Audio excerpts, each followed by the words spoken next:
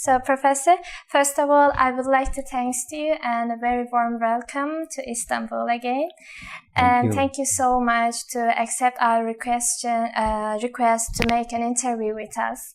And my pleasure. I know you don't like so much, but may I ask and request, would you like to introduce yourself for our audience? I mean, I know that you don't like to introduce yourself by yourself, as I understand by your email, but could you please share with us? Well, the simplest way to introduce myself, try to be as brief as I can, is that I actually feel that everything that happened to me in my life, I'm very close to cross the threshold of being 80 years old in February. Everything that I thought was unpleasant for me at that time precisely has turned out to be the event or happening that I now thank God, and sometimes very emotionally, that it happened then and not later. If things had happened in a different sequence, I would not be who I am and where I am. I wanted to be an artist. I was told that this is, you will be hungry, and plus it will take you towards idolatry, and you'll make shapes, and then you'll have to put life in it. If you make something that's a drawing, then day of judgment you will be asked to breathe life into it. I was told not to pursue that. I got into good school, government school, very early in my life. I studied maths, physics, usual sciences. I did not lose my interest in both writing, literature, not writing, but literature basically. Iqbal primarily. I didn't understand him very well, but I was only 16, 17 years old. Got my engineering degree, and but the interest in art finally was suggested to me that I should get into architecture. But of course, you're halfway in the engineering degree, so I was told that I should finish it. And then I got the Fulbright scholarship in engineering, earthquake engineering of all things. Came to United States, finished my master's degree, and in the process I got married to somebody who was studying psychology. And this is one of those things that everybody thought that I had done something terrible. And I got married to her. I loved her.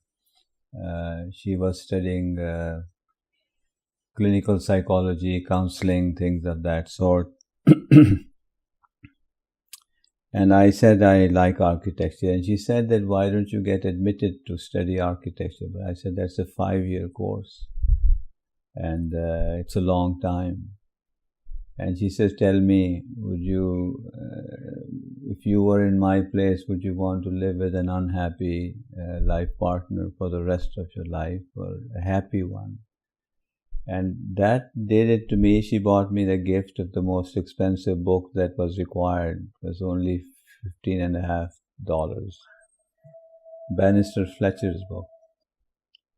So I finished 5 years of architecture degree. So I had in engineering, and students are poor in the United States after their scholarship finishes. But I immediately got a job because I had an engineering degree. And so I was teaching my classmates in first year, second year, basic physics and things like this, which were engineering subjects. And I was myself a second year student in architecture. So I simultaneously did that. And then one of the teachers spotted in me, a professor, very well famous man. He said, you like teaching, don't you? And I said, yes, sir, I do. He said, then you must have a PhD. And And I said, but there's no PhD in architecture. He said, no, any PhD in good discipline. So I went back to engineering and did my PhD in engineering. I see. So I was simultaneously doing 2-3 things just about all my life. And then came the opportunity to, because people would ask us in the United States, why do you Muslims have 4 wives? In university conversations, that's a typical question in late 60s. And we would get a bit worried, not worried, but it's not a question we were trained to answer, because how do you answer this question? Because they're all dating and they have their ways of finding spouses. Why do you have 4 wives? As if, we had a special deal going with some god that we were having a happy time and they were just searching.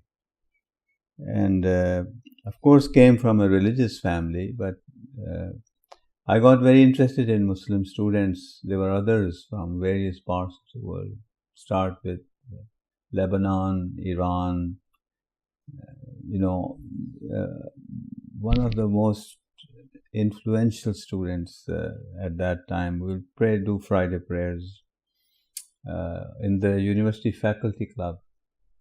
And other students would come and sit in the back, just watch us, what we were doing. And I think that started, and we would give sermons by turns. This is the history of Muslim Students Association of US and Canada being founded in its infancy. We will pull our names out of the hat as to who is going to give the Friday khutbah this coming Friday.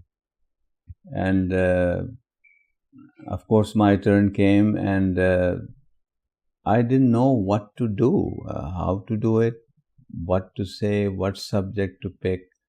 And because so many of these questions were about women, I went to the library of University of Illinois, which is a famous library, it's very huge. And I was aghast to find a whole shelf full of English translations of Holy Quran. I never thought that an American library would have this profusion of Qurans in English translated, and some even had Arabic text with it, which I could read. So reading the footnotes and going to the index, and just that's how it all started. I never became a kind of expert in anything Islamic, other than the fact that being an architecture student, I started to get into Islamic architecture as a personal interest. But the university curriculum was not about Islamic architecture, and so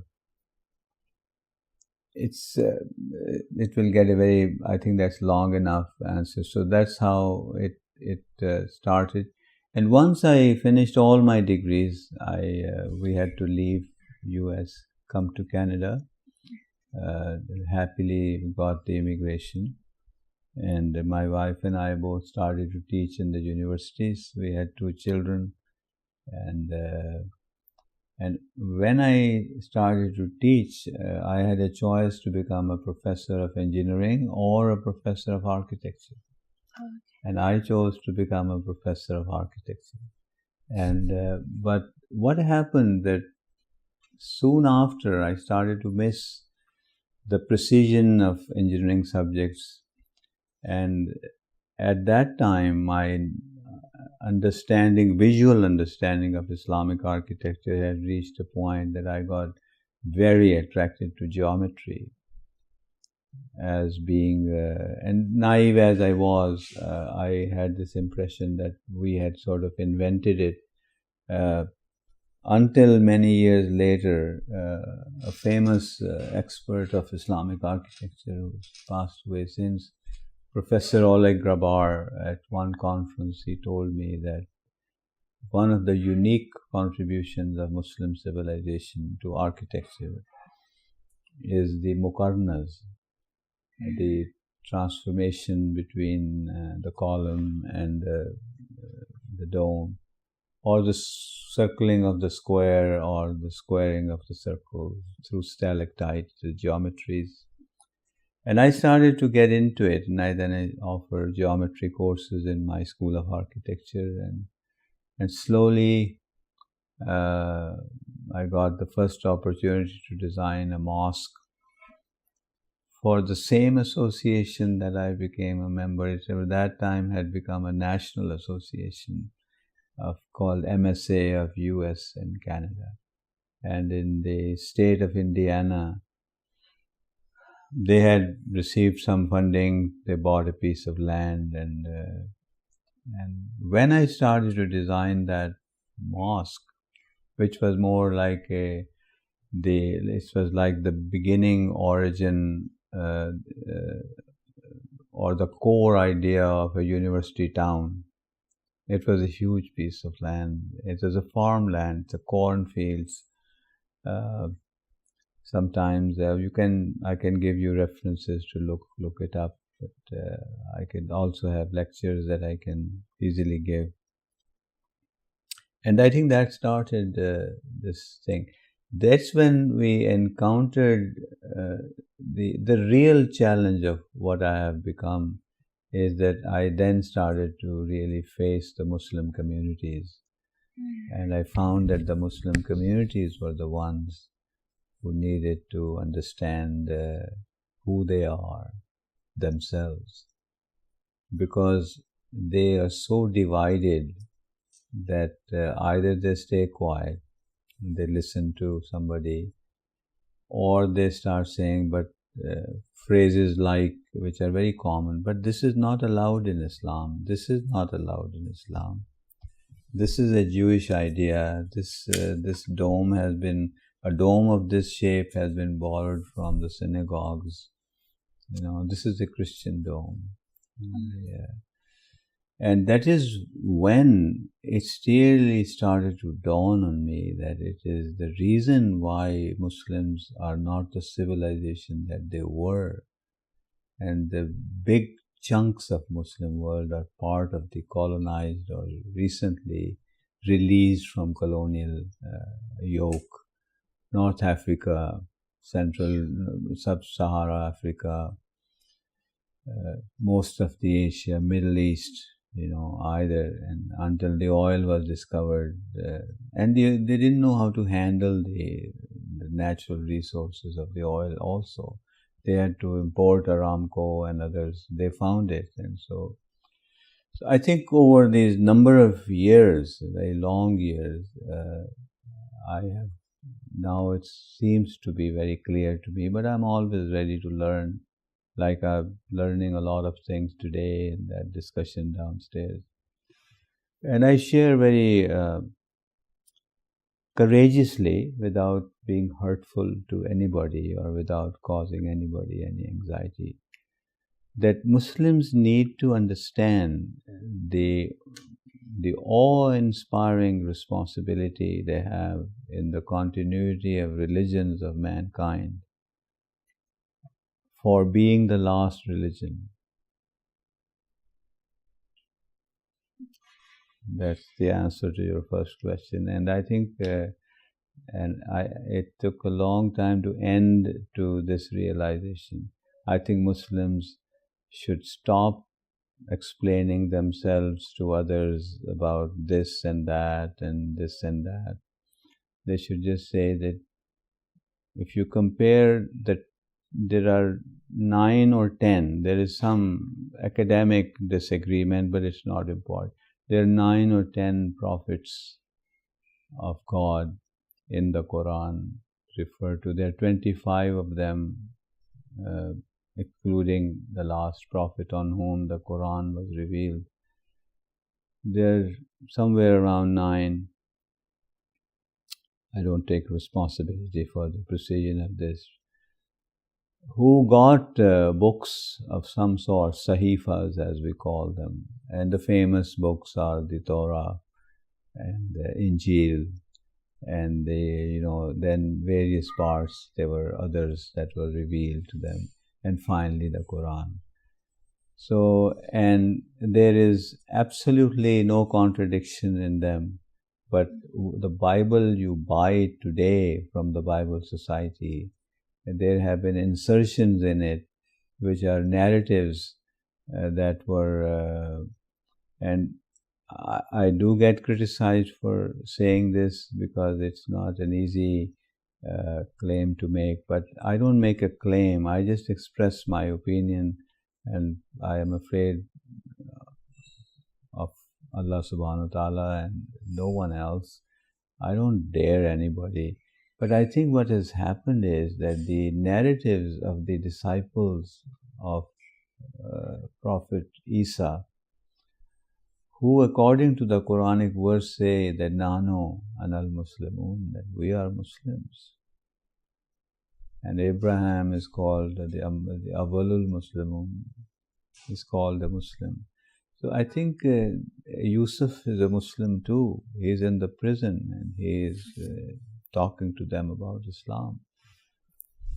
And so Torah is in fact the foundation of the Sharia of this last religion, because the coding of dresses and foods and the kind of prayers, but in the most refined form, it descended upon the last prophet. And of course, the book this time is preserved by the guarantee of God. But the thing is that the discussions in the margins of the book, there's no guarantee. I can buy today in Lahore 5 different tafsirs and translations of the Holy Quran. The verses are the same, but the footnotes and the margins are full of explanations which are not in the revealed text. And it's not that somebody is deliberately making mischief, it's just that's how history unfolds. So if you want history to support the divine revelation, then you have to be 10 times more responsible of how you understand history, rather than take your tribal history and impose it on the holy text and say that that is what the Quran meant by this verse. But there was no restriction on Allah subhanahu wa ta'ala to not to mention many things in the Quran. Because Quran is for all times to come. Otherwise it would have become time bounded, because it took 23 years to reveal itself. And so I think that's the kind of a sum total of my understanding of religion. I see. When you talk about the Muslim society in Canada and the US, actually, I have remembered that yesterday in your keynote speech, you talk about we don't need to talk about anymore what is the Islamic city, but we need to talk about the Muslims, modern Muslims, how they feel when they walk into New York or in a modern city. So, but you didn't answer this question. Right now, we would like to ask to you, and what's your opinion? How do you think about it? The one paper that I did not have time to read, it's not a very long paper. The one I read in Florence, I told you there was a conference in Florence, and I wrote that paper especially for that conference. And doing research for that, I discovered that some authors, and I appreciated that they had said very courageously, and one of them is, he became full professor at Berkeley, California, a professor of architecture, and his name is Dr. Nizar al-Sayyed, Egyptian scholar, young person, but I met him face to face when we were both on the juries for the expansion of Makkah.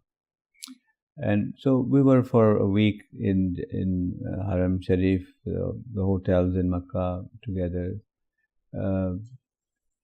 And he gave me a copy of his book, which is quite well known, called Cities and Caliphs. That book basically in its introduction, points out that when the European historians, with their methodologies of writing history of cities of that part of the world that they had colonized or conquered, or Levant had been visited by scholars from Europe, from Britain, France. Cresswell, being architects, you know that Cresswell documented Egypt. There was after Napoleon's conquest, Egypt was he left a big chunk of his army back in Egypt and said, "This is such a fascinating country, you should document this thing." And that is, in fact, a great contribution of Napoleon, because Egypt got documented. But in the process of documenting, just imagine if people had come from some place quite alien and were told to document Isfahan, and they didn't understand what was behind the architecture of Isfahan. Why were buildings just loaded with ceramic layer, and why was water used in a particular way that is not used in other places? So what they did, according to Nizar al-Sayyid and even the others, was that they say that they made statements like that Islam is a religion that keeps on creating paradise on earth. It thinks of paradise. So there are the 4 rivers. Of course, some of these things are true. Yes, but the thing is to become victim of this thing. And then their cities, other than their gardens, their cities are disorganized. They are chaotic. Streets are not straight. And all kinds of innuendos about their... and it was Nizar al-Sayyid that who then set himself up this challenge. There were some others too. I had a quotation from a historian by the name of Planhall. I'll give you a copy of that paper today. Tomorrow I'll bring it from the hotel and you can Xerox it. It's published in the proceedings of that Florence conference. That it was Nizar started it to say that no, the cities were not chaotic. It's just that complaint would go to the Caliph in Medina that this has happened. Your governor has closed the door between his house and the mosque. And the letter comes to Umar ibn Khattab, the second Caliph, radiyallahu ta'ala anhu, and he writes back a letter to the governor of Basra, telling him that first you open that door, and if you don't, I will send somebody to put that door on fire, and how dare you do this? The Prophet did not do this. His door opened into the mosque. You want to isolate yourself from the people? So anyhow, Nizar has a number of evidences of this kind.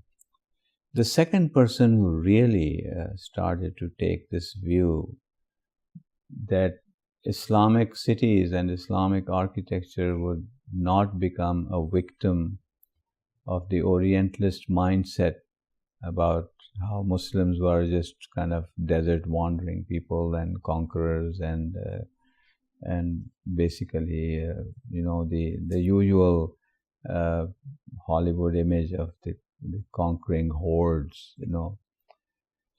that Florence paper was written in which it said that no, but I was much later, I just wanted to contribute to the conference.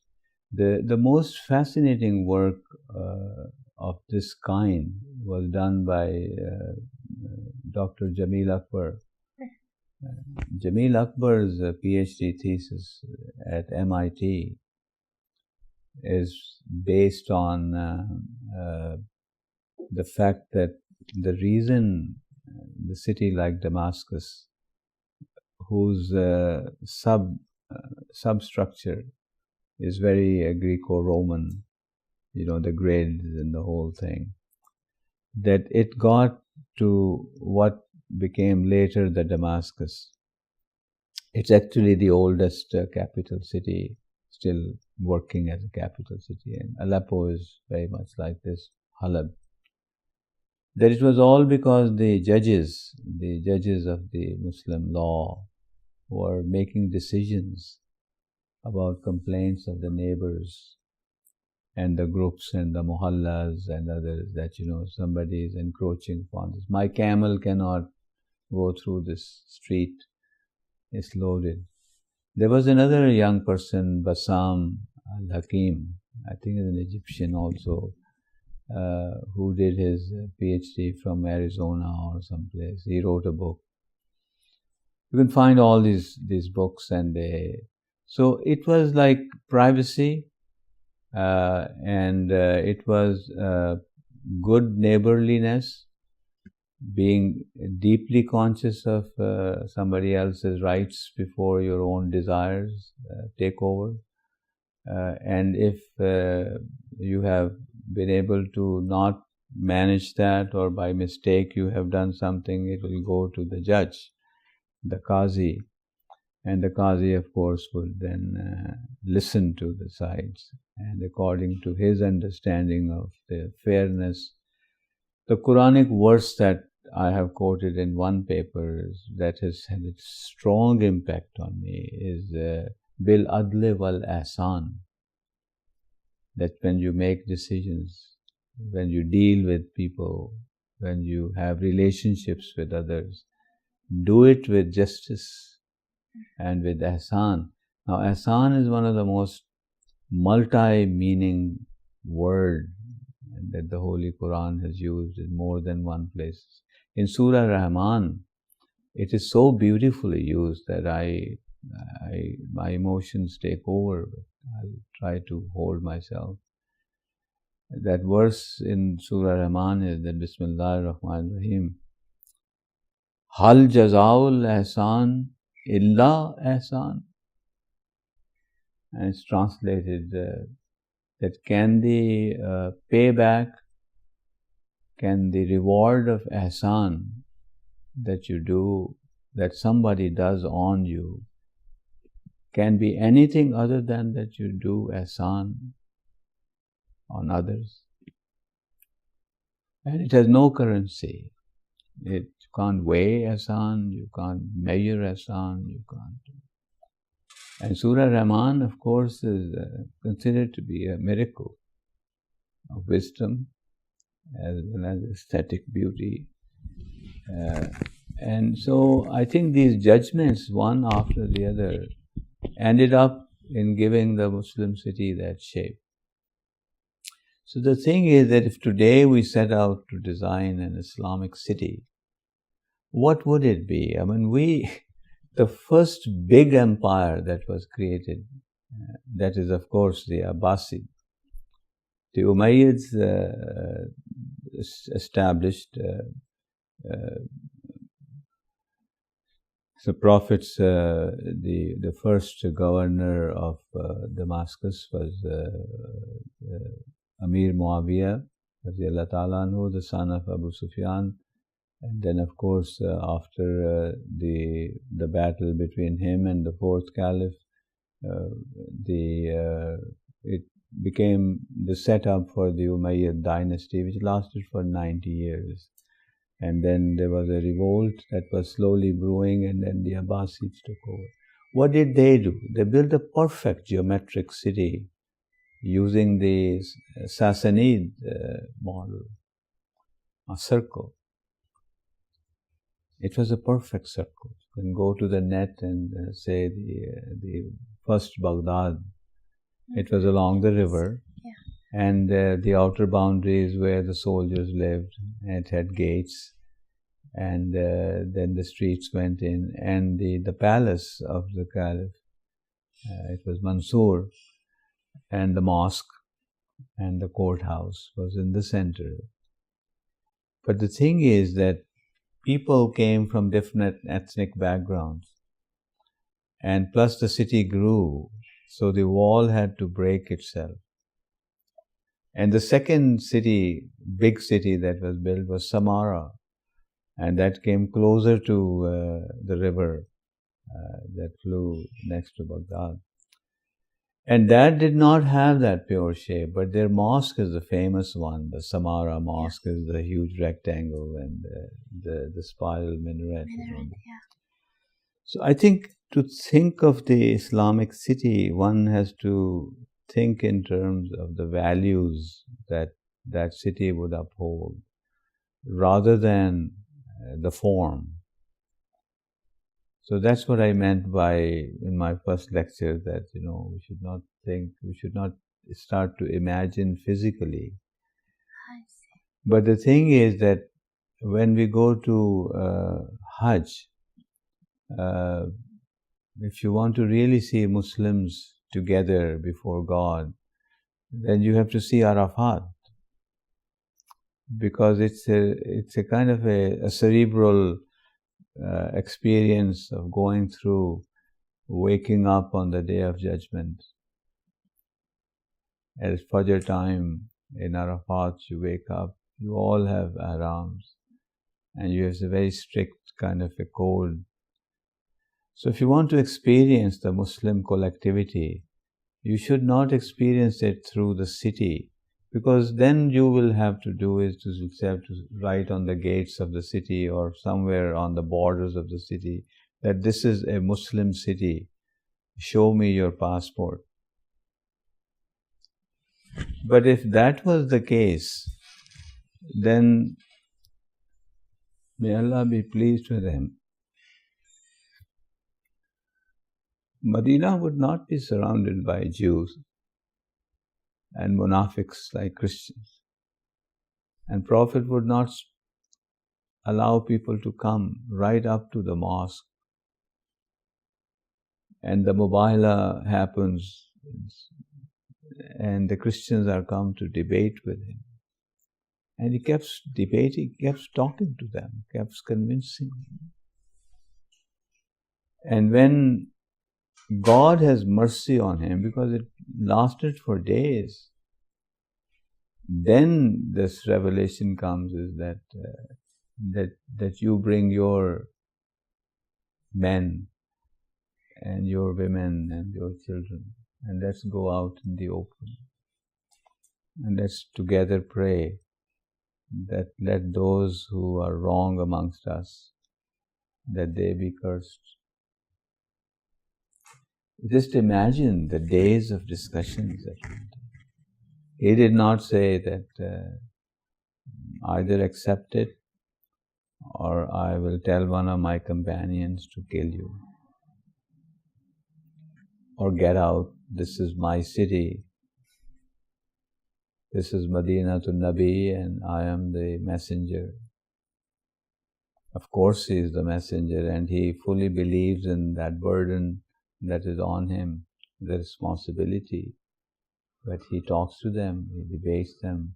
And that's after some battles, when prisoners come, he finds out that which one of them is literate enough to teach writing to other people. I mean, these are recorded things, all of us know this. So, what is the shape of Prophet's Medina? We know this much from the narratives that he asked the patron Sahabi. I don't like to call the word saint. The patron Sahabi associated with Istanbul is Abu Ayyub Ansari, Radiyallahu Ta'ala. He died outside the walls of the old Constantinople. And when Mehmed conquered the city, the walls were broken, then that grave or his place of burial became part of Istanbul. So now it's called, it has a name. That whole area has a name. Yeah. And all people who get married in the city, out of respect and good grace, they go there And little boys, when they get circumcised, they are dressed up and they go on a horse taken there. It's called the yubia. So I think the issue is not that Islamic city as such. It should be known by the graces that I have mentioned. It should be a city of bil adli wal ihsan.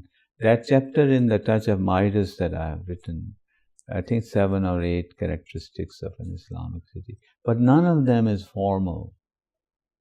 The only mistake I now make, I have to rewrite that chapter and get it published if there's another edition, or get it published somewhere else. That some of my diagrams end up to being circular. Okay. I don't want somebody to get this impression that I have some sort of a form in my head. Further readings on the city of Islam or Islamic city is my other lectures is the Al-Farabi, because the beautiful sentence that has been written by some commentators on Al-Farabi is that Al-Farabi's greatest contribution to philosophy is that he cleansed Plato from his excessively harsh and almost eugenic, Plato was very severe on the purity of his idea, that if a child is born that is not perfect, he is blind from one eye, and then they throw him off the mountain. So this discard them. They're not perfect. And of course, he was follower of Aristotle. He studied Aristotle, and Aristotle is the one who had the ethics, Nicomachean ethics. But leaving that aside, there's the Greek origins, and of course, they were also creations of God. It's just that I don't know what kind of messenger they got. God has promised that I will guide you. When he makes him out of clay, he makes the promise at that time, guide you. And Iblis says that I will give me the reprieve, as we call it in English. Give me the freedom until that last day. And God gives him that freedom. And then he says that I will attack this creation of yours from the front and back. So I think that the answer to your question about my statement that we should, because if you focus on the Islamic city, the people start to imagine the city as some sort of a bounded shape or a bounded this or that. If you have a river, use the river in a nice way. If you have a marsh, don't build a city on it, because you will then have to build 101 other things, which will be very consuming. If you study the history of Venice, you will learn tons of things, not so much about Islamic city, but the fact that they ended up bringing the bones of Saint Mark, who was one of the Sahabis of the Isa, and or assumed to be a Sahabi of Isa al-Islam, from Egypt, because that branch of Christianity, because Sayyidah Maryam ended up in Egypt, and the young age of Hazrat Isa al-Islam was spent in Egypt also, because there was more peace over there, courtesy of Hazrat Yusuf al-Islam, who was thrown in the well by his own brothers. So I think the issue is that Islam will find its manifestation as long as it follows the adal, justice, ihsan, and all the injunctions, not so much the harshness of Islamic injunctions, as which unfortunately they're presented this way, that they sound harsh to people. They're not harsh. So I think Islamic city is, if I can summarize it by one sentence, that it's a phenomenal category, not a physical form. Okay. Yeah. Thank you so much. Because from the yesterday we were very curious about this question. Yeah, right. So, what's the feeling of the modern Muslim in those kind of situations? And very good answer we get it. I think I can give you one footnote which I hope is helpful, because I myself don't get satisfied with my explanations, and I really don't. I worry about it, but I don't get obsessed about it, that I don't want anybody to misunderstand me. For example, I'll give you one example. If you really want to imagine Islamic city, it is where you can walk fearlessly. Oh, okay. Okay, this is very interesting. But I think you don't have to have a man, 1 foot taller than you and with visible muscles to say, well, and I think this obsession about covering up the woman, not that I want ever in my wildest imagination to say that Muslim women should not cover themselves, but then so should men. Keep their gazes low, because the Quranic verse about not displaying yourself is about thumping your feet on the ground and other stuff about jewelry and the accumulation of gold. But for men, it is that if by mistake your eyes fall on somebody who's mahram, make sure that it doesn't fall again for the second time. So where you can be safe. Is there some state? Somebody, safe in the sense that you are strong, you are courageous, you have been designed to be a mother. You haven't asked this question, but I can, if you allow me later, then I just want to share with you, because you remind me that we're still talking about women. Okay. It is inspiring for me. Yeah, thank you so much. Yeah. And my next question is, you are architecture in actually you were architecture both modern time and postmodern time. You witnessed both of them. So, what do you think about today? What is the trend? How is the trend? And what's your opinion about the Islamic architecture in currently? I think because I am a career professor, teacher, I have slowly come to I am very fond of Hassan Fathy. Not because of any stylistic expression that he has. He was in love with Nubian architecture, but his mission, if you read his book Architecture for the Poor, his mission was to provide an alternative to those people who were digging the tombs of Egypt and faking discoveries, and they were robbers. They're called tomb robbers, by some English writers. The whole village of Gurna, out on the other side of Nile in Luxor, that was their business, to sell these things, to the tourists, the statues of Nefertiti and all that. But they were really making them themselves, or they were just robbing. In fact, it was one of those people who led the discoverers to the cave in the mountain where they found one of the pharaoh's mummies. But he created a complete village. They call Gurna al-Jadid, the new Gurna. And Jadid, of course, means modern.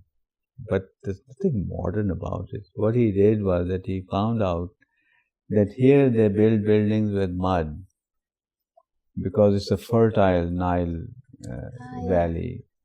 And the masons don't need formwork, like we need formwork to put a concrete floor. First we build something in steel and all this, and then we pour concrete. So it was like vaulting that where you don't need form. And he designed the whole village. He built the whole village with mud. And in my humble opinion, one of the most beautiful mosques in the world is the Mosque of Luxor, Gurna. The Mosque of Gurna al-Jadid, done by Hassan Fatih.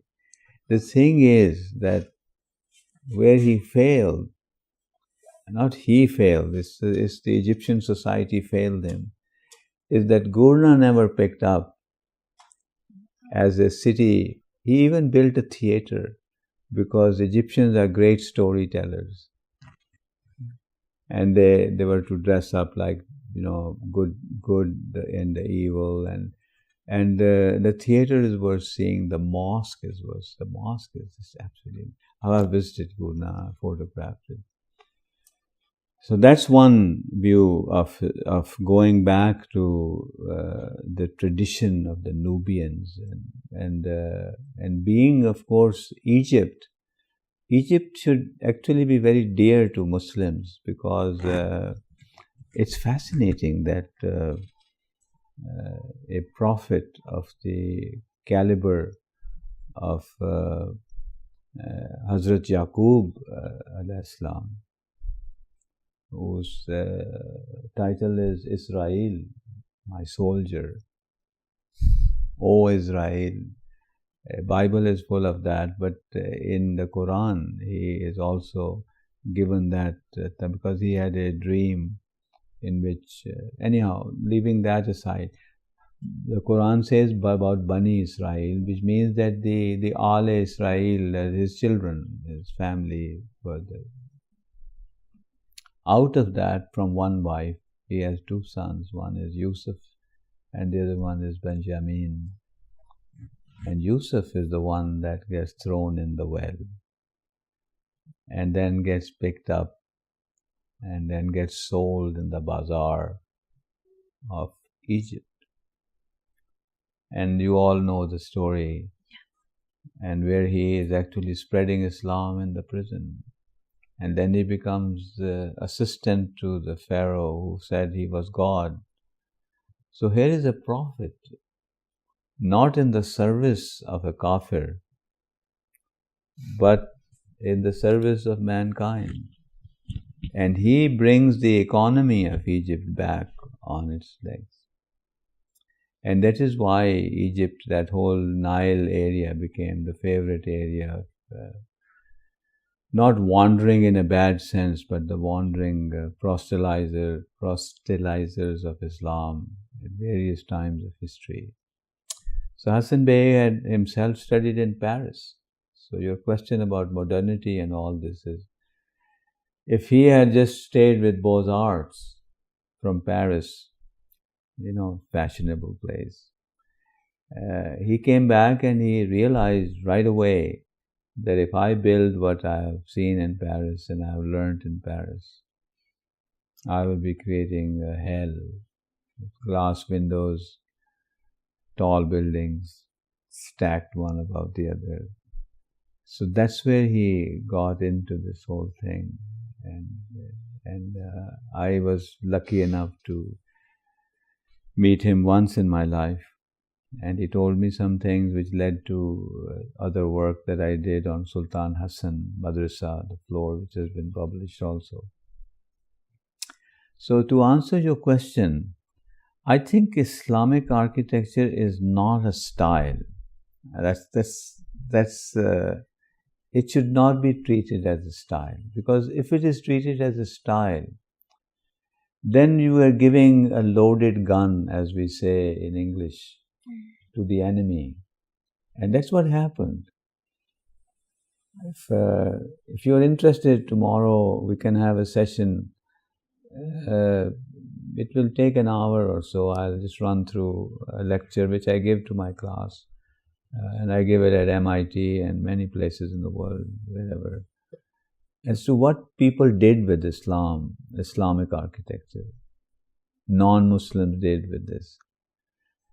In In Germany, there's a building which was a cigarette factory.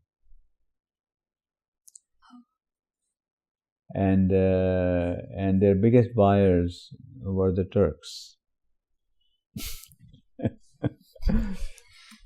And out of that cigarette factory, next there was a railway line.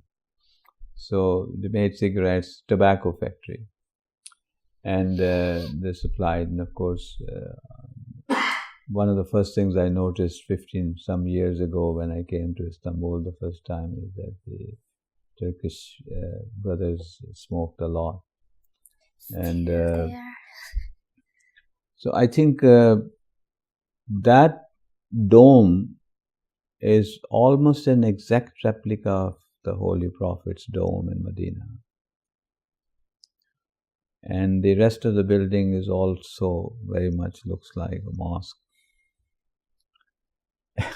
And all over the world, Las Vegas, I can show you, I have in my PowerPoint, I have these images as to the... So I think it's a high time that we should either... the advice is not to abandon the idea of searching for an Islamic expression. But I start all my education of architects by starting with four dimensions, and these are not physical dimensions. One is gravity.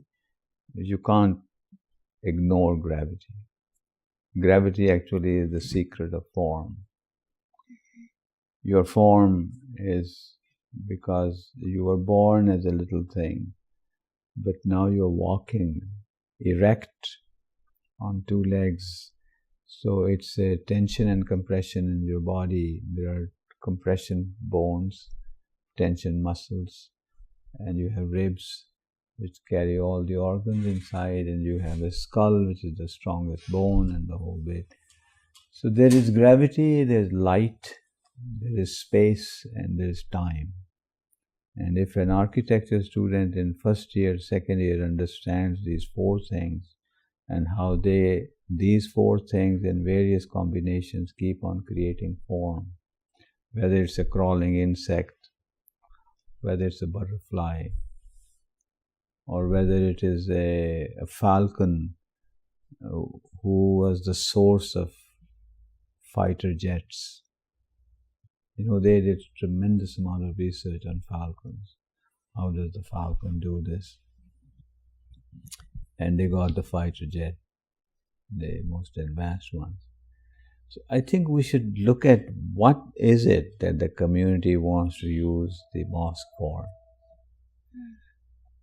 and then go at it. And if you want to build a dome to imagine heaven, why not? Who stops you from building it? It's actually structurally a very nice idea. You can cover a great span. Talking of domes, let me just share with you, it has been a source of smiling for me for most of my life as a teacher. I talk to Muslim audiences, present them some of my work, and the idea of the dome comes up, and they all believe that we invented it. Across the world, this is my observation, they believe we invented the dome. It's ours. Alhamdulillah, it's ours. Brother Haider, don't you think? And when I tell them about Hagia Sophia, then I said, this is more than 300 plus years. It was standing there, when the Prophet stood on a slightly high ground and spoke to people. He said, if I told you there was an enemy on the other side, would you believe me? Hagia Sophia was there. We put the minarets afterwards, and that to two at a time. And they are different. So they get a little bit, I don't like doing this, but of course I have to tell them. I said fire worshippers of Iran, the Zoroastrians, they had actually designed the squinches, and they had a hole in the top because they had fire in the middle. Under that, they had 4 entrances, and they would come and sit around the flame, and they would pray. So it's a kind of this is the legacy of mankind, that we do these things by facing gravity, by facing... Time is because you don't want buildings to dissolve away and melt like ice. So you find material that will stay there. Space, yes, you want space so that you don't keep bumping into the walls and hit your head. You want space. And so I think these basic dimensions, and after that it is all the creativity. I mean, look at poetry. I don't want to belittle poetry, but because it is so sublime, whether it's love for God or love for a fellow human being. The idea is so powerfully simple. Love is not complex. When you surrender yourself to God and His will for you, it's an expression of love for God. Why would you otherwise do it? You don't fear God. He's not a scary tyrant.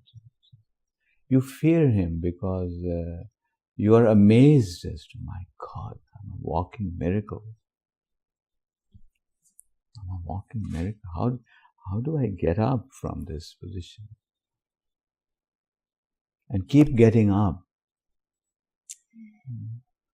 So I think the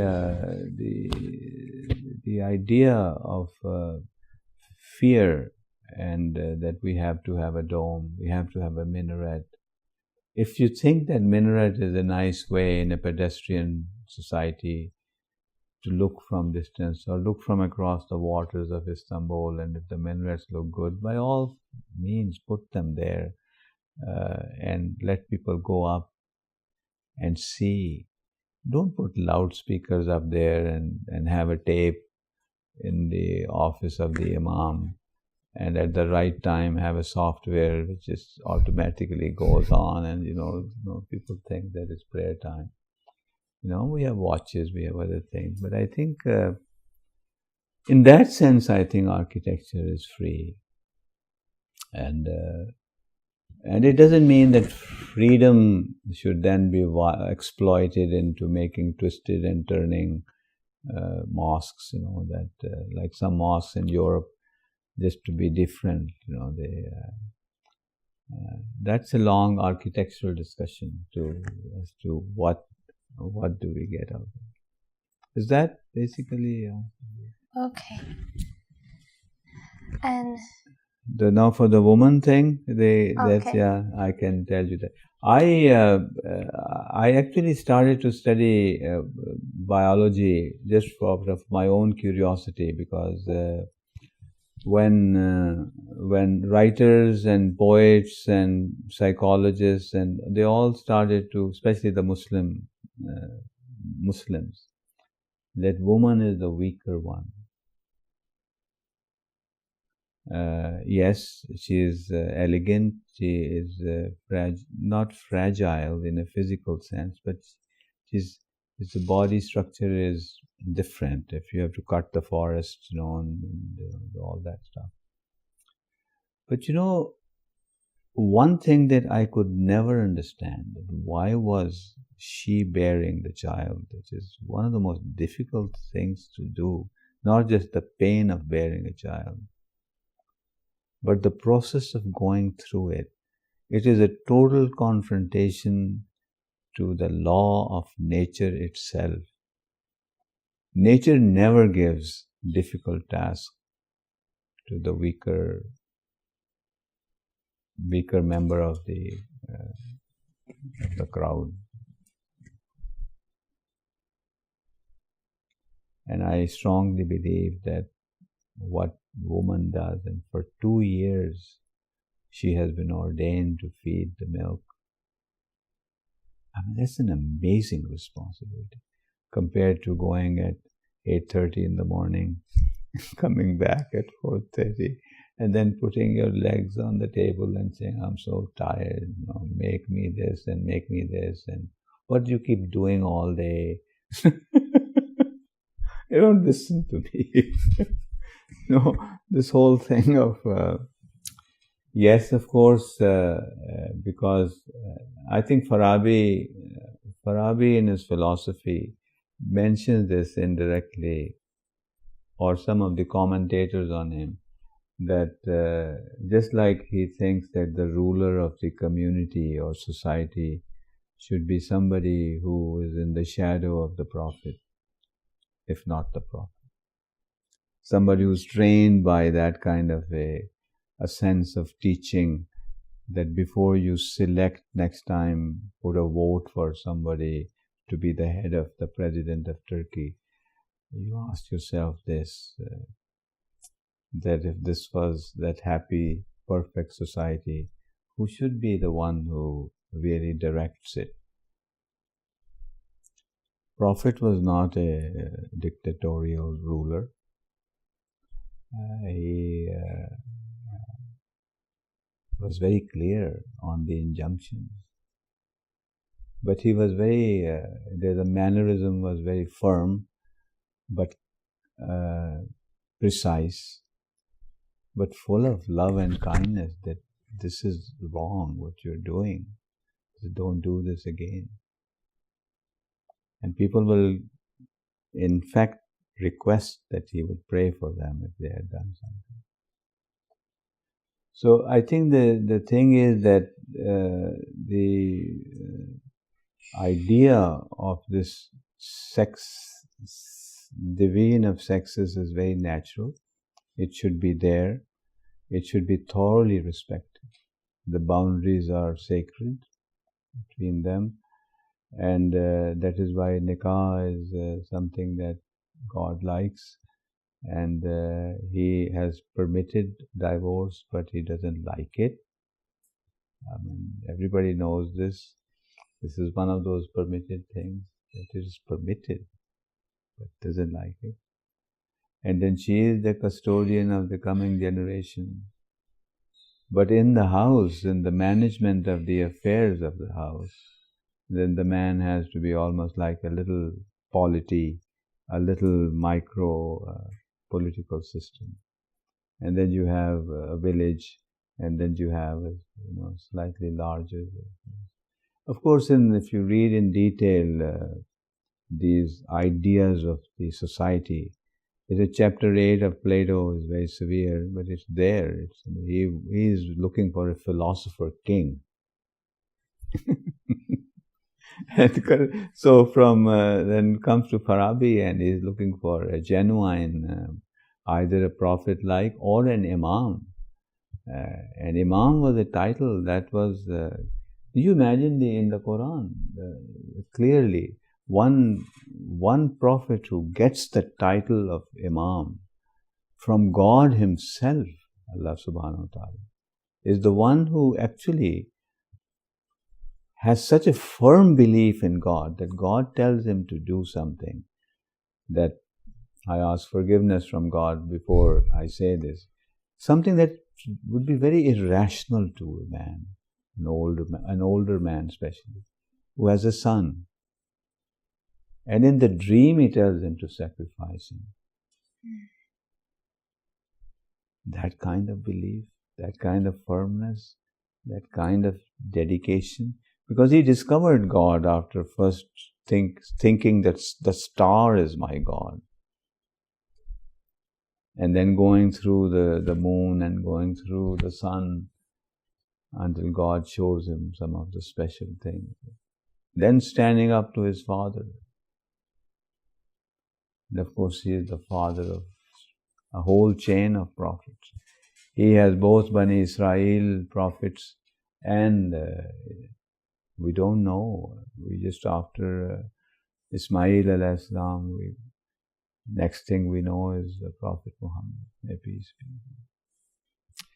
So the thing is that in the house, the husband, yes, and it scares me that it's a huge responsibility. Yes, it should be.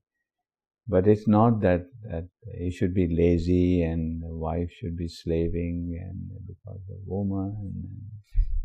I think she should be the maker of the Muslim society. That's my it's not a personal discovery. It's just that you keep thinking and thinking and thinking and thinking. And I don't claim to be a thinker either. The point is that that's how it makes sense to me. Inshallah, you pray for me and Day of Judgment, it will be easy or not too difficult. For all of us. Thank you very inshallah. much for. And is this okay? Just yeah, one question. No, please. Yeah, I mean, if you are not so tired. No, I think these things definitely don't tire me. I get tired by listening to. Before the last question, yes, this question is about Istanbul.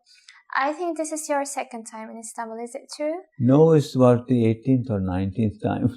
I used to come regularly during when I worked on IRSICA, the Islamic Research Center, which was in Beşiktaş, in that palace. Yildiz Saray. Okay. I had an architecture competition there. We are wondering about what's the meaning of Istanbul for you? Well, I tell you, I got a bit this time because after many years I came back from the airport all the way to the hotel. I kept thinking that the Chief Minister of Punjab, which is the Lahore is the capital, and his elder brother is the Prime Minister now, is 10 years of imprisonment for him. That they have been following Istanbul. Oh, really? Bridges under and bridges over. Okay. God knows. I don't know where everybody is going so fast. I just could not make sense of, is this, am I going down from north to south, or am I going up or east to west? Where am I going? The Istanbul, I remember, I could get myself, I would get a taxi from Beşiktaş or something, and I would pass by ITU, and I would come to Taksim, and then I would just drop, and then from there I would walk up to Galata, and I would cross the Galata Bridge and go to Jani Jami, and then come to the Blue Mosque, and then walk down to Sokulu Mehmed. That's why I miss Sokulu so much. And I said, where is Sokulu? Where? And so this poor guy who was driving us took us there, and I could not figure out where are we. Anyhow, that gives you a sense of what I think about this. But I think I like your president very much for the simple reason that I think Muslims at this time in history, this time in current affairs, definitely needs a man like him. I don't know him very much, but I heard him speak recently. Something happened where I think Trump or somebody had said something, and there was a clip that I saw of him speaking in the parliament, and I just felt twice as tall, and I felt my chest had grown in size. I said, my God, there's somebody who's speaking with confidence, and but I think he does have a certain developmental mindset, and the development means, I was a bit disheartened by the shopping. Then I was told today that there are many shopping plazas in this city now, big ones, and I hope he doesn't go for Olympics, because if he does, and then somebody told me that there's a huge canal coming. So if that is, then as an architect, I'm worried that Istanbul will, because the way Sokulu Mehmed, which is like a gem of a place, I'll select some pictures. The light was very dim, but it's still just just takes the breath out of me. It's so gentle, and it's just such a spiritual space. It's lovely. But it's now surrounded by apartments that are higher than it. So it's just there. I couldn't believe that we had arrived at Sokudumani until I saw the stairs. And I said, okay, then now I know that the stairs are going up and there is this pool. And so yes, I'm a bit worried because once you build these fast roads, that tunnel that we go through, the tunnel, there's a long tunnel that we go through that is under the Bosphorus. Under the Bosphorus there is from Üsküdar to Alasya. That tunnel starts to worry me that if this starts to happen, God knows the next tunnel will go where. So I guess you'll have to find some ways as architects, as people who write about these things. The Chief Minister of Punjab, Mr. Shahbaz Sharif, keeps talking about Paris. He says, I'm going to make Lahore into Paris. But I don't even make an attempt to broach him or write a letter to him because he won't understand. He won't have the patience to listen to somebody like me. I want to make it into Paris. We are not Paris. And we don't want to be Paris. Yeah. We are the city of Mardan Khan, who built the Shalimar Garden, which was an encampment for Shah Jahan, because they used to move their capital to Kashmir in summertime. Delhi was so hot. So along the way, he built a garden that they would camp along the way for a few weeks and then move on again. I think we have abandoned the surface of the earth, and we are flying all over the place. And I think that's another. Okay. I think my answer to somebody told me that here is another 6 minaret mosque. I thought they built another one. It's in Çamlıca. Yeah, it is a kind of one. Ottoman style. But it is current building. So the concrete is called liquid stone, by the way. When I teach concrete, I say, well, listen, this is a magic material. Think of it as liquid stone. You have a mold and you can pour it and it will work. And you can put reinforcement, you can make it very small, you can put it there.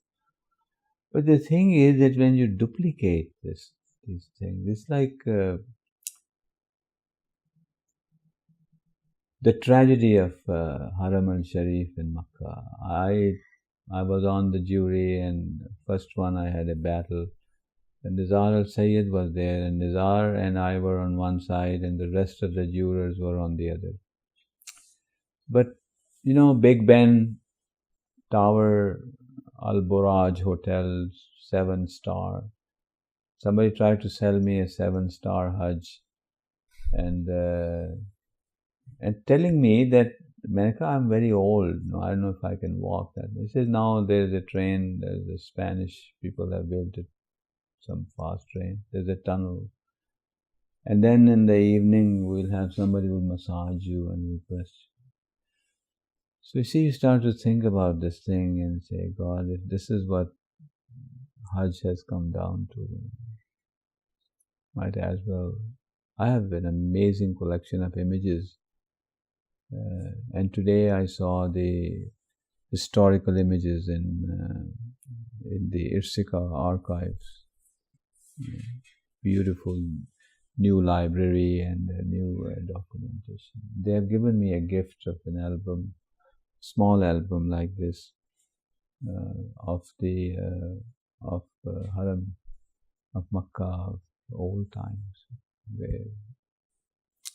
So yes, I think maybe I am a little bit biased, but it's not that I don't like modernity. Modernity as an intellectual issue is very liberating, and it makes you think. Like if physics was Newtonian and it stayed Newtonian, imagine what would happen to Albert, the old man, and Hawking's, the brain sitting in a chair. Stephen Hawking's, So, knowledge has its own drive to move. But if it is a new fashion or a new expression, then that's not moving. It's like saying that let me do something, let me hold my nose this way this time. So I think modernity definitely is a powerful force, but what you do with it is the issue. I think. Is it a chance for Istanbul or another capitals for Muslim people, like Cairo, like Mecca, or Jerusalem? This much I can say that if a conference or a discussion can happen sometimes along, if anybody, I'm sure there are some amazing scholars here in or Istanbul loving people. Istanbul is a great place to study architecture, especially all the way from the Christian period, and imagine the water storage system under Istanbul. I mean, I know that because that's the area where I used to wander around, and the aqueducts of Sinan and all those things. And tomorrow, day after, inshallah, before I leave, I'll want to see the Salimia. Then I think the city does have a potential to be the capital of the Muslim world. If you keep on getting presidents like Erdogan, at least I just saw him speak in the parliament, and he was just fearless and straight. He was not worried about anything. Especially impressed the term morality in your papers, especially when you begin your career optimization, engineering, like that, the traffic and transportation problems, but especially after 1980s, your papers and writings about the ethics and the another theoretic and this theory are based from Islamic thought, and you, for example, references some of popular and important Muslim thinkers, especially Nakhl and others. For example, we impressed the term of adab, for example, that these are also as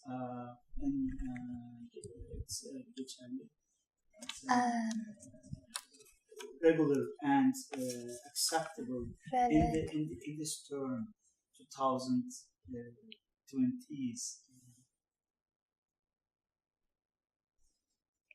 Well, I don't know how to respond to this very kind and curious. I mean, you obviously are inquisitive as to what was happening. But I worked in summer times in Chicago, summer jobs, and I had to live in very minimal places, like the closet would be available for rent, where the janitor who had a night duty was doing the night duty in a hotel. It's just a closet. You open this and there is this mattress. And I could afford that. I was working for a Chinese architect. We had 2 children born. My wife converted from Hinduism to Islam. And I lived under the slightly dark feelings that some members of my family, large family, did not accept and did not be kind to her. But she accepted Islam, and I don't have the courage to take that step but emotionally my feeling is that I have a notebook 3-ring binder, this thick, with written by her hands, where he studied the Holy Quran word by word in translation, Abdullah Yusuf Ali's translation, and made notes about the concept of self in the Holy Quran. But the family are mentioning they're not bad people. It's just that with this India, Pakistan, that's when I for the first time started to think. I said, what's the problem with us? For 500 plus years we ruled South Asia. I mentioned maybe the other day. And time come, then the Brits came. They ruled us for 150 years. They exploited India with resources and everything, like all colonizers do. And when they are ready to leave, we tell the Hindus that we can't live with you. We want protection. We want a separate country. And I give you this bit of a background, that one day when the family was together, there was some event. And one of my uncle's older daughters had some argument with my wife about something, that why do you go and work in a university? She was a professor, associate professor of psychology. And she said that, I like to help students who are anxious, because she was a counselor in a university. And students would come in and saying, I have anxiety attacks because exam is coming and I can't focus. So she, as a psychologist, she has a PhD also. So we both got PhD 1 year apart. I got in 69, she got in 70. And she was also a Fulbright scholar. And so my uncle's daughter had a bit of a verbal exchange with her. But one thing that hit me and hurt, and I still carry that feeling, she said, remember this, our brother, that is me, he brought you from darkness to light. And I have been ashamed of that. Even today, I didn't bring her out. She came on her own. So you see, Muslims have forgotten that they are here on this planet to share this with anybody. They don't have to marry someone, but the point is that please talk with confidence. Listen, you have the Bible. Watch out, you don't have the original script. You don't have the original manuscript of the Bible. Injil, you don't have it. What you have in the Bible, in the New Testament, you have the narratives of the Gospels mixed with the utterances of Isa alayhi salam. And that is why I don't, out of total respect for my Prophet, may peace be upon him, but I sometimes do get scared when people use hadiths more than the Quranic verses. But the thing is that God has protected the main text of the Quran from the hadiths getting in there. But on the Friday khutbahs, hadith is referred to much more than the Quranic verse. Quran is not a small book. It is extensive. It's 23 years of coursework. Allah subhanahu wa ta'ala was no shortage of time. He could have downloaded it just once. But it is interwoven with the life of that last and the greatest benefactor of mankind. It's just that we somehow do not get quenched enough, so we then bring the other incidental narratives. They are not wrong. Nobody has either the strength or the enough evidence to say that this hadith is zaif or wrong. But the thing is that when you have this, I often ask my students these kind of daring questions. Tell me, why other than Abu Lahab and his wife and Zaid, the Prophet treated him as his son, that there is no other Sahabi's name? Entire Holy Quran. Was God afraid of mentioning? And yet, this is a challenge for you, that if you want to study the lives of the Sahaba, then learn from them what was the best in each one of them. Don't use them as a stick of a bamboo and have sectarian battles and weakened the nation. 1500 years now have passed. So I think this is very peculiar. In the previous books, the Bible is totally rife with stories. And there's an edition of Bible published by the Bible Society, because they get PhDs in these subjects. So there are 3 colors in it. That Bible, if I can find one, I'll buy. But I saw it when I was a graduate student. Bible Society had one Bible in which some verses were printed in black, some were printed in red, and some were printed in green. And the colors meant that the one printed in black was authenticated from the Dead Sea Scrolls and other sources as the original. And then the others that were narrated by somebody who heard. So that's why Bible is... and Torah is not printed at all. It's written still. But the thing is that they ridiculed Sayyidah Maryam, and they denied Isa alayhi salam.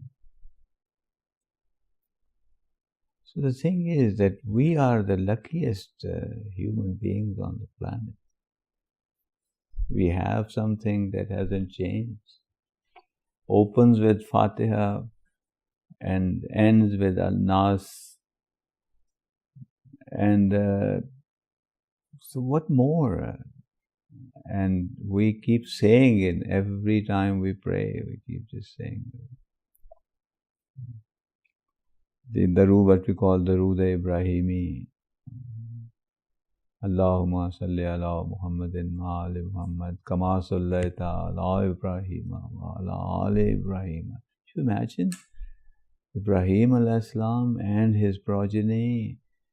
And then we pray for min zurriyati, for my own children, for my parents. It's a universal scope. Otherwise, if I want to eat a hamburger, I just go and get the best hamburger for the money I have in my pocket. And I just eat it and I go home and sleep. So I think that in a way is some way of describing the scope. And as to why before a certain period I was writing about this thing, I think the simplest, most honest answer is that I never charged anybody ever any money. It's just that I think when I started to see what technology and capitalism, free enterprise, third world, first world, all that freedom, democracy, living in America, North America for 35 plus 8, 44 years, I think gave me an incredible understanding of the so-called Western civilization. I don't think they're consciously ill-intentioned. It's just that their methods led them to this. You imagine somebody making a bomb, like atom bomb, and then testing it on Japanese. I'm convinced that they would have never thrown it on a white race. A lot of Pakistanis are very happy that we have a bomb. Anyhow, the conversation will keep on getting longer. But in Malaysia, at a conference on the future of Muslim civilization, Malaysians have a lot of, when Anwar Ibrahim was there, and so was Mahathir. And I was invited, I was gave a speech. And in that speech, I said that if anyone amongst the companions had brought a weapon like this to the Holy Prophet, may peace be upon him, what do you think, all of you in the audience, that he would have said? And the companion or somebody else who was some person from far land who had become a Muslim and said, Ya Rasulullah, I accept Islam, but I have this gift for you. And the Prophet said, what is this gift for? And he said that it destroys everything. It makes the turtles forget which way to go. That land gets radioactive. It just does this, and the fear of this weapon will convert the entire mankind to Islam. This is my gift for you. What do you think he would have said? And after that, after the tea break and all, there's a whole crowd of my brothers. I mean, good people, all of us. We're good people. We're not bad people. But they just went at me as if I was some crazy man from somewhere. And that it is intellect. One of the sentences I still remember, that you are weak-hearted intellectuals. It still makes me tear up. Weak-hearted intellectuals. But think that, I mean, obviously, he didn't say this, but I started to think that Prophet would have hugged him and kissed him and said, thank you for helping Islam. So now Iran wants it, and then others will want it. India has it. I keep telling my students, I said, India has lots of Muslims. You imagine one day there's a button pressed in Islamabad and there's one pressed in Delhi. You think that the bomb is going to ask, are you a Muslim or a Hindu? Madness. The Arab tradition was that one soldier at a time would come forward.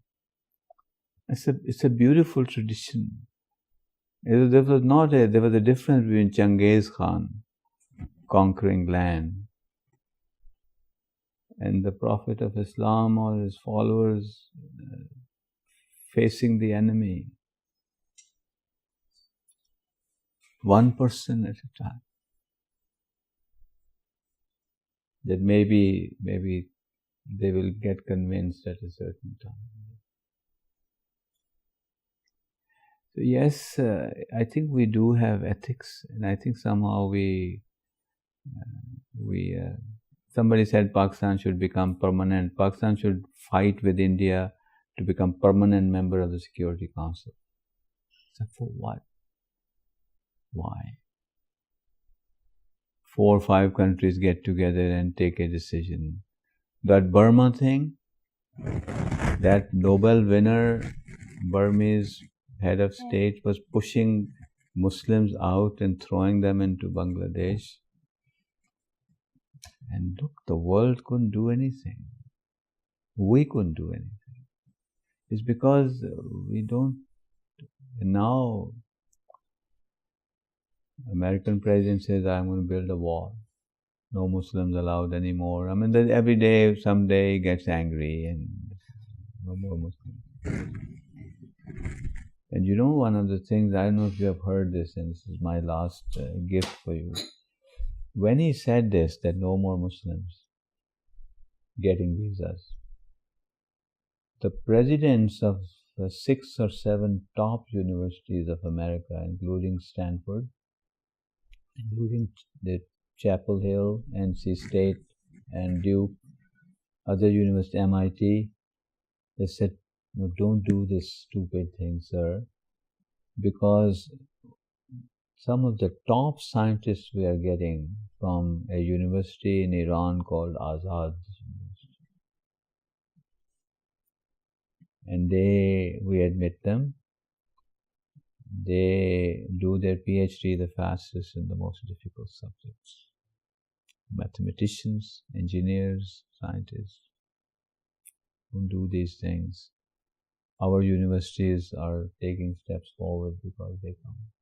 And I know the Turkish, I had, when the little room where I was doing PhD, there were 6 of us.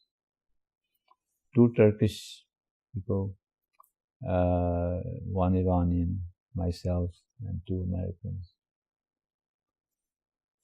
America started Fulbright program to attract, and it's not an easy program to.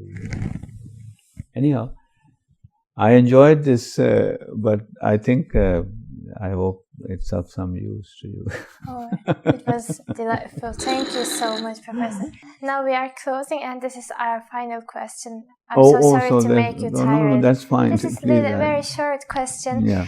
Would you like to advise anything for young people who are university students or architecture students? Or in this foundation. And also, undergraduate students in ILEM. They come to this foundation. Yes, inshallah, I will be solve some problems of Muslims. And this aim is that.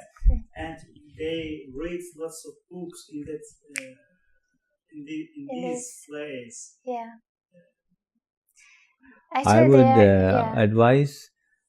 I have a couple of ways, short, small advices. One is that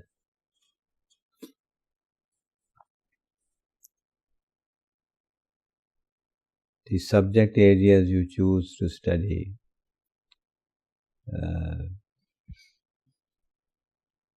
make sure that there's no firm way to make sure, but it will depend on how you approach the subject and how much work you do. And by work, I mean studying in universities is a strategic matter.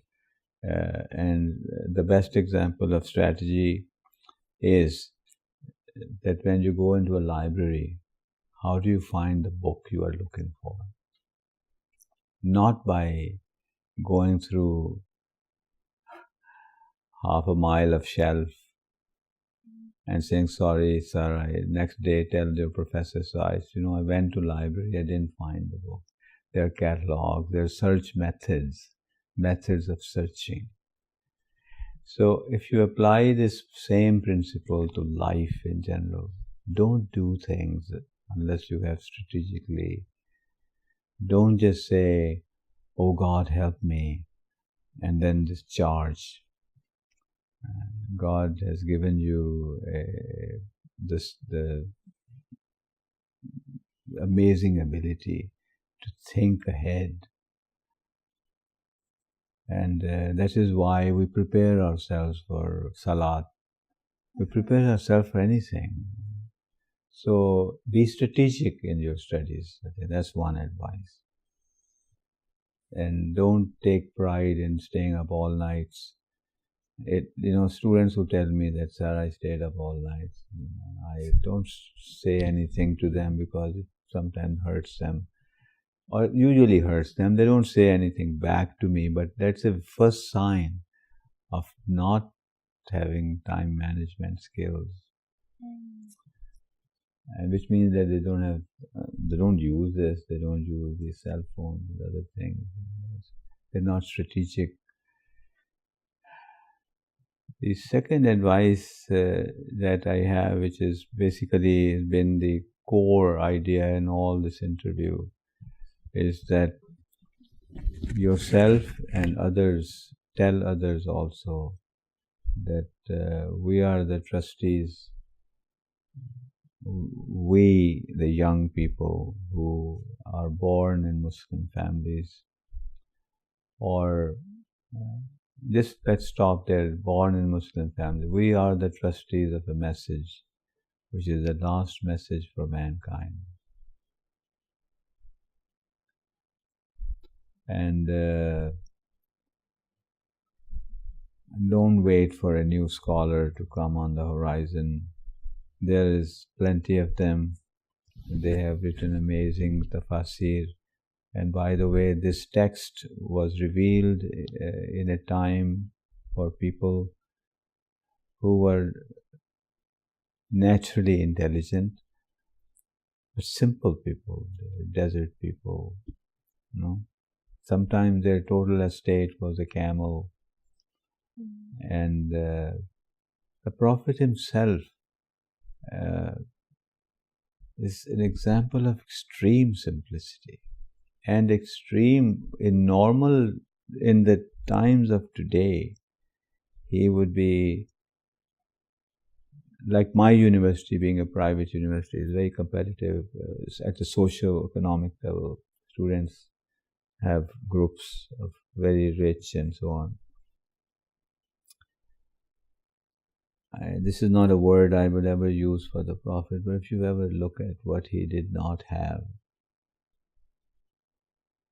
I am not sure if you have known a person in your life, and may God not put you in that situation, who did not see his father.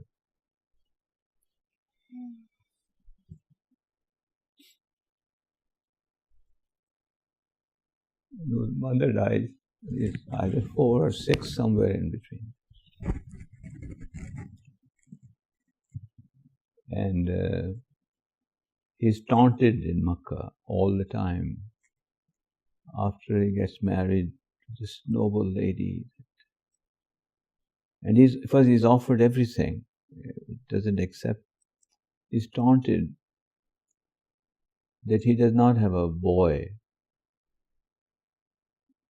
And I have seen Muslim women in Pakistan who will just go to one shrine after the other, to pray that I have 2 daughters and my mother-in-law is threatening me that I'll get divorced. So the thing is that Prophet, in the life of the Prophet, are lessons, examples of all those qualities that I can say, just think about. Think in privacy, that talk to him. I'm suggesting that emotionally talk to him. I have had times when my wife was dying. She developed a chronic disease.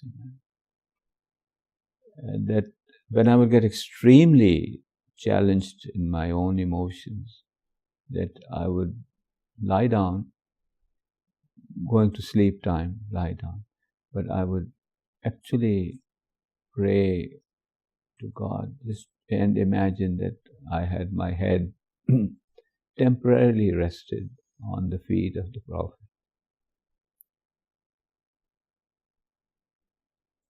So that kind of relationship will definitely, and starting with that very powerful belief that you are the trustees of the last message for mankind.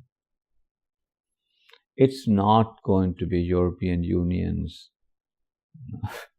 because historically Europe is Europe because they're tribal. They're still tribal. There are the Norwegians, and there are the Swedes, and there is this, and there is that. And anybody who doesn't look like the French, speak like the French, and do things like the French is not welcome. They ruled North Africa. They did all kinds of things. So I think instead of adopting those habits, and not that you're too smart to go through that again. The point is that read your philosophers, read their philosophers too, because they're also human beings. I think that those four things that Al-Farabi's, that day, nothing was working. That PowerPoint was not there, but I will get it printed in with full illustrations. But the four fazail that he mentions, I was very impressed with. This time, because of your invitation, I started to read back, the Madinatul Fazila, and it's a big book by Walser, but I went to all kinds of sources, but I had the book, all kinds of things, but one is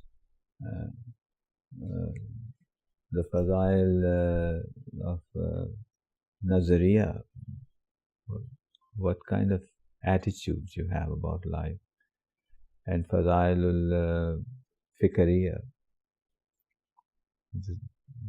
using this as if you were, you're sharpening the knife, ask questions to yourself in silence. Then Fadailul Khulaqiya, which is the manners, good manners. This the Quran says, if somebody says salam to you, return it in a better way. And if not, at least return him what he gave you. This is Quranic words. It's a religion of decency, worrying about the rights of the servant. So I think just excel, but for that you need strategy.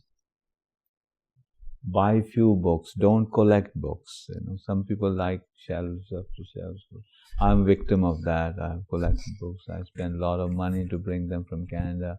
Now I have starting to donate them to the library and keep records. And plus internet has helped a great deal. You can get some of the very targeted stuff, very authentic.